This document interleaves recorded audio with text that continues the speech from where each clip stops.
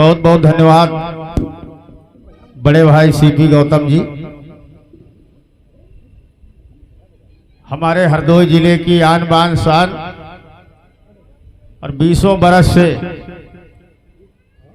बुद्ध धर्म का प्रचार प्रसार कर रहे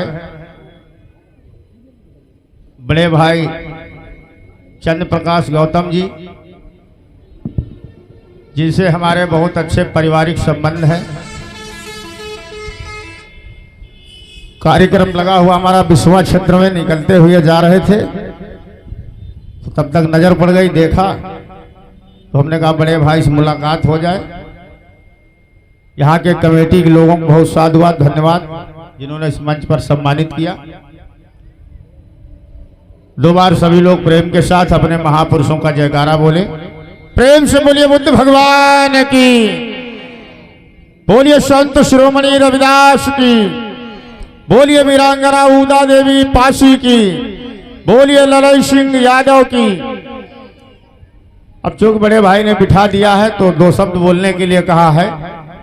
बड़ी पावन में चर्चा आप लोग सुन रहे हैं और देख भी रहे हैं झांकी के माध्यम से, तो उसमें हम खलल नहीं पैदा करेंगे।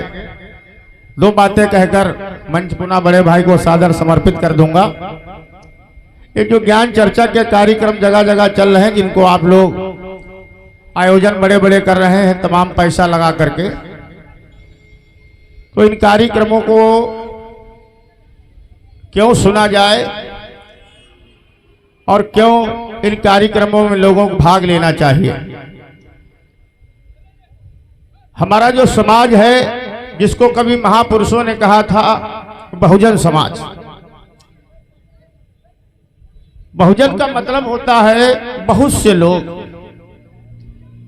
चमार पासी धोबी धानो गहरे गड़रिया तेली तमोली नाई भुर्जी गहार लोहार सुनार चमार बिंद निषाद मल्लाह जुलाहा, ये तमाम जातियों को मिलाकर के जो समूह बनता है उसको बहुजन कहा था। लेकिन ये बहुजन बन नहीं पाया भाइयों। और हमने तो जो है बड़े भाई 2 साल से बहुजन कहना बंद भी कर दिया है, क्योंकि बहुजन इसलिए नहीं है, ये बहुजन समाज नहीं, ये बन गया है भोजन समाज। रात दिन भोजन के लिए परेशान है। कथा लोग सुन लेते हैं, हमारी माताएं बहनें बहुत बैठी हैं, और पंडाल में जब तक बैठता है तब तक मालूम पड़ता है कि अब सब सही हो गया है। लेकिन यहाँ से जाने के बाद में जिस स्थिति में जिस परिस्थिति में हमारे लोग रहते हैं उसी में फिर ढकेल जाते हैं। इसलिए हमारे महापुरुषों ने जो अपने जीवन में एक सपना देखा था, अभी 14 अप्रैल मनाया गया तो लोग नारा लगाते, बाबा तेरा मिशन अधूरा हम सब मिलकर करेंगे पूरा। तो बाबा साहब का मिशन क्या था? बाबा साहब का मिशन था व्यवस्था परिवर्तन। जो हजारों साल से पुरानी व्यवस्था चली आ रही है, उस व्यवस्था को त्याग करके महामानव तथागत गौतम बुद्ध की व्यवस्था को स्वीकार करना, परम पूज्य बाबा साहब की व्यवस्था को स्वीकार करना, और भगवान गौतम बुद्ध का जो मूल मंत्र था दीपो भव, अपने दीपक स्वयं बनो। तो यहां से जाने के बाद में हमको एक संकल्प लेके जाना चाहिए। बाबा साहब का संदेश था शिक्षा का संदेश। मैं देखता हूं हमारे लोग कथा सुनते हैं, कई कई जगह तो एक एक गांव में 2-2 4-4 बार साल में कथा होती है, 3-3 बार कथा होती है। अब कि ये बढ़िया नहीं लगे तो दोबारा इनको बुला लिया, ये नहीं बढ़िया लगे तो उनको बुला लिया, अदला बदली चलती रहती है। मैं एक बात बताकर जरूर इस गांव से जाऊंगा, किसी भी कथा भागवत को सुनने से कल्याण नहीं होता है। ये आप अपने दिमाग में डाल लीजिए कि किसी कथा भागवत को सुनने से मानव कल्याण नहीं होता। अब आप सोचोगे कि ये कैसा कथा कहने वाला है जो कह रहा है कि कथा से कल्याण नहीं होता, तो फिर तुम सुनाते क्यों हो? सुनाता हूं, लेकिन इसलिए नहीं सुना रहा हूं कि ये कथा आप 5 दिन 3 दिन सुन लीजिए और आपका कल्याण हो जाएगा।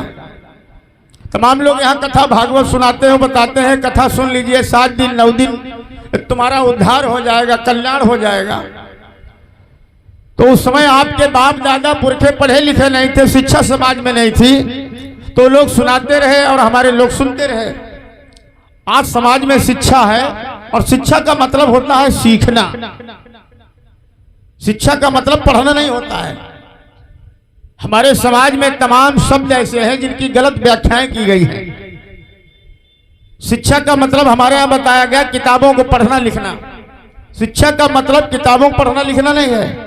आपके घर में बेटी है, बढ़िया खाना बनाना जानती हो, ये भी शिक्षा है। अब रोटी बनाना है, बहुत पकौड़ी बनाई वो मालूम नहीं हुआ, बारात नहीं कर गई, जब शादी होकर जाएगी बढ़िया खान पान बना नहीं पाएगी तो ससुराल वालों को दिक्कत होगी।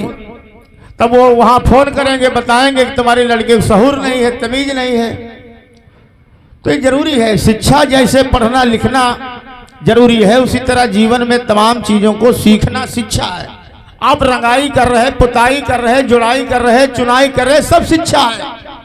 कंप्यूटर चलाना सीख रहे हैं, आप कोई भी काम कर रहे हैं, गाना सीख रहे हैं, बजाना सीख रहे हैं, कोई नाचना सीख रहा है, सब कुछ शिक्षा है। शिक्षा का मतलब केवल किताबें पढ़ना नहीं है। तो आप अपने बच्चों को स्कूल भी भेजिए, साथ साथ उनको अन्य कामों की शिक्षा भी दिलाइए। मैंने देखा हमारे यहाँ तमाम लोग इंटर BA करवा देते हैं, MA करवा देते हैं, उसके बाद वो लड़के बेकार हो जाते हैं। क्योंकि जो शिक्षा का जमाना चल रहा वो शिक्षा आपने पढ़ाई नहीं। आप तो केवल ये इतना नारा पढ़े हो कि CP गौतम आए थे, बता गए थे शिक्षित बनो। तो शिक्षित बनने का मतलब तुमने इंटर BA कर लिया और सोच लिया हम शिक्षित बन गए। शिक्षित बनने का मतलब है आपका चहुमुखी विकास। पढ़ने लिखने के बाद आपको बेकार नहीं रहना है। जिन चीजों से आपका भविष्य अच्छा हो वो चीजें अपने बच्चों को पढ़ाइए। विज्ञान का जमाना चल रहा है, आप कंप्यूटर चलाना अपने बच्चों को सिखाइए। विज्ञान बड़ी तेजी से भाग रहा है।